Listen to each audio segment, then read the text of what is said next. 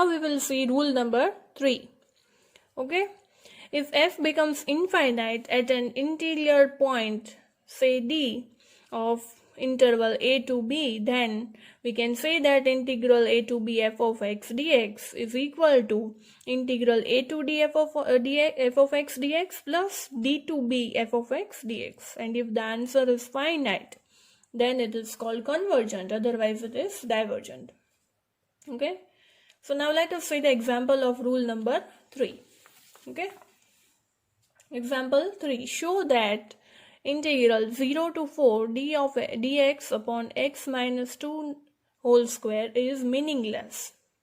Okay, that you have to show. Now now integrand approaches. Now first of all we will see, now a is 0 and b is 4. Okay, from this integral we can say that a is 0 and b is 4.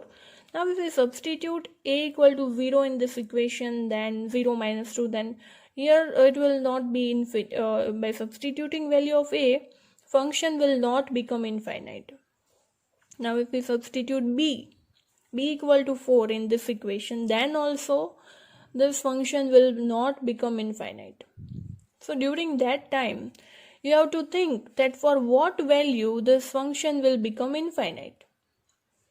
Then we can easily think that if we put x equal to 2, then 2 minus 2 is 0, then this whole function will become infinite. So we can write that for the integrand approaches to infinity, if x is equal to 2. If we take x equal to 2, then we will get infinite. Then the integrand will become infinite. So during that time, you have to apply this rule number 3. Okay. So according to rule number 3, if we write the formula, then it is equal to a to b f of x dx is equal to a to d f of x dx plus d to b f of x dx. Okay, and so now the limit for the value of x for which this function becomes infinite, that is our d. You have to consider that value as d. Okay, so our d is equal to 2. Okay, so now we can rewrite this equation as in the according to this rule. So we can write I equal to, now what is the limit here? A to d. Then we have a is 0, d is 2. Then you have to write the function f of x dx, so dx upon x minus 2 whole square, plus then you have to write d to b. D is 2, you have to write 2. B is 4, so you have to write 4. F of x dx, so you have to write the whole function. Okay. Now if we solve this equation further, now we can see that if we substitute this limit 2 in this equation, then this function becomes infinite. Then you have to again you can apply rule number 2, because whenever b becomes infinite, you have to apply rule number 2. And here if we substitute 2 here, then this equation becomes infinite. Then here a is becoming, for a you have to apply rule number 1. So here we will apply rule number 2, and here we will apply rule number 1, which we did in the further examples. Okay, so applying rule number 2 here, we can write limit. So for here both the terms are there, so we will write epsilon 1 tends to 0 to, for b it is becoming, this function is becoming infinite, so you have to write b minus epsilon. Our b is 2, so 2 minus epsilon 1. Then this function will remain as it is. plus, for here now if we substitute a equal to 2 here, then this function is becoming infinity. So you have to write a plus epsilon. A is 2, so 2 plus epsilon 2. Sorry, you have to also write here limit epsilon 2 tends to 0. Then b will remain as it is, dx upon x minus 2 whole square. Okay. And now we will integrate it and substitute its limit. So limit epsilon 1 tends to 0 and integration of 1 upon x minus 2 whole square is equal to minus 1 upon x minus 2. So limit will be 0 to 2 minus epsilon 1 plus limit epsilon 2 tends to 0 minus 1 upon x minus 2 and limit are 2 plus epsilon 2 to 4. Okay. So now substituting limit, we get limit epsilon 1 tends to 0. If we substitute this limit here, 2 minus epsilon 1 minus 2, then 2 and 2 will get cancelled. So we get minus 1 epsilon 1. And if we substitute 0 here, then we get minus 1 by 2. Okay? Plus limit epsilon 2 tends to 0.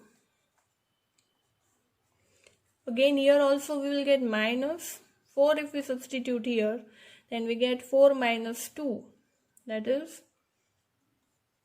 minus 1 by 2. And if we substitute this value here, then 2 and 2 will get cancelled and we will get 1 upon epsilon 2. Okay. And finally substituting this epsilon 1 in this equation, we get minus 1 by 0 minus 1 by 2 plus minus 1 by 2 plus 1 by 0. But this term becomes infinite and this term becomes infinite. Infinite minus anything is infinite. So answer of this question is infinite. And we can prove that solving this sum was meaningless because we got infinite and the answer of this question is divergent. And as it was asked in the question that show that it is meaningless, so you can write here that the integral is meaningless. Integral is meaningless because we got infinite value. Okay. So answer of this question is divergent. Okay, so now we will see rule number 4 and its example. So rule number 4 is if f becomes infinite at both the points, that is a and b, then a to b f of x dx is equal to a to 0 f of x dx plus 0 to b f of x dx. And if the answer, after solving it you get finite value, then answer is convergent, otherwise it is divergent. Okay. So whenever you substitute this limit, both the limit, and if it becomes infinite, then you have to apply rule number 4. So let us see the example according to rule number 4. Check the convergence of integral minus 2 to 2 dx upon under root 4 minus x square. Now, if you can see here, our a is minus 2 and b is 2. Okay. So here what happens, if you substitute a here, that is minus 2 whole square, then 4 minus 4, then it will be 0 and you get infinite. Function will become infinite if you substitute a equal to minus 2. But similarly, if you substitute b equal to 2, then also this whole function will become infinite. So we can say that f becomes infinite at both the points a and b. So during that time you have to apply this rule. So writing this rule, we can write a to b f of x dx is equal to a to 0 f of x dx plus 0 to b f of x dx. Okay, during that time you have to apply this rule.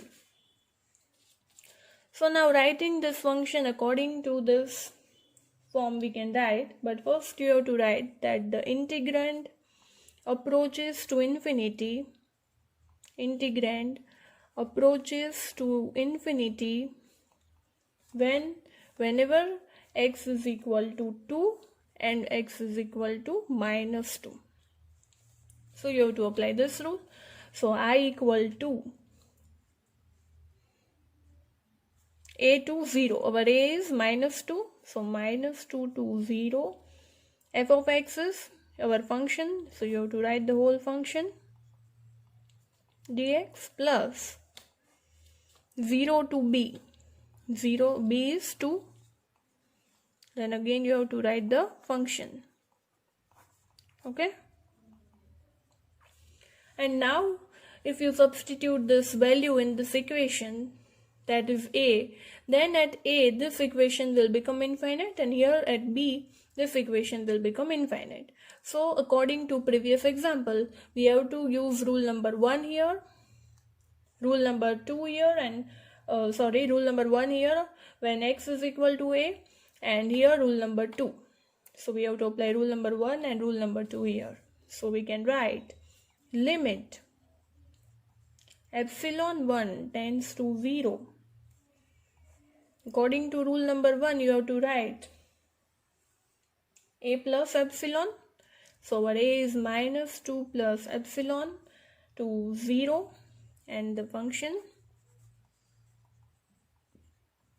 And here for b you have to write 0 to 2 plus epsilon.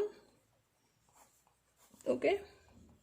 And now solving this equation and then substituting this limit. And for this you should know the formula that 1 upon under root a square minus x square is always equal to sine inverse x by a. Okay. So you have to substitute integral of this 1 upon under root a square minus x square is equal to sine inverse x by a. So here we will substitute this formula. So we can write limit epsilon 1 tends to 0 sine inverse x by a is 4. So a square is 4, so a is 2. Okay. And then our limit minus 2 plus epsilon 1. And here epsilon 2. Here also you have to write limit epsilon 2 tends to 0. Plus limit epsilon 2 tends to 0. Here also sine inverse x by 2. And the limits 0 to 2 plus epsilon 2. Okay, now substituting the limit, we get limit epsilon 1 tends to 0. If we substitute this limit, then sine 0 is 0. So we get here minus sine inverse minus 2 plus epsilon 1 by 2 plus limit epsilon 2 tends to 0. Substituting this upper limit here, we get sine inverse 2 plus epsilon 2 by 2. Okay. And then finally substituting this value in this equation, that is, and here we get minus sine inverse epsilon 1. So substituting this value in this equation, we get minus sine inverse minus 2 plus 0 upon 2 plus here also sine inverse 2 plus 0 upon 2. But 2 by 2 is 1 minus sine inverse 1 plus sine inverse 1. Okay. So value of sine inverse 1 is pi by 2. So minus pi by 2 plus pi by 2, that is equal to, and so minus 2 by 2 is minus 1, and here also minus sign is there, this minus sign is there. So pi by 2 plus pi by 2, because minus minus is plus, so 2 pi by 2, that is 2 to get cancelled, and answer is pi. Okay, so as we got finite value, we can say that this function is convergent. Okay, so answer of this question is convergent. So I hope you understood all the 4 rules of Cauchy's integral test.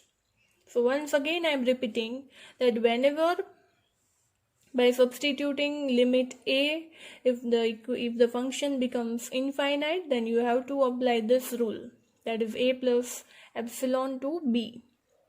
Then rule number 2 is whenever you substitute limit b in the function, and if the function becomes infinite, then you have to use this rule, that is you have to use integral a to b minus epsilon. And whenever if any other value other than this limit, and by putting that value, if that function is becoming infinite, then you have to consider that function as d, and you have to use this equation. And at last, whenever you are substituting both the limits and the function is becoming infinite, then you have to use this rule, that is integral a to 0 f of x dx plus 0 to b f of x dx. Okay, so these are the examples for practicing. Okay, you have to there are 5 sums, so do practice the sums, and also answers are given in the bracket, so you can verify whether you got correct answer or not. So thank you everyone. I hope you all liked my video lecture. Thank you.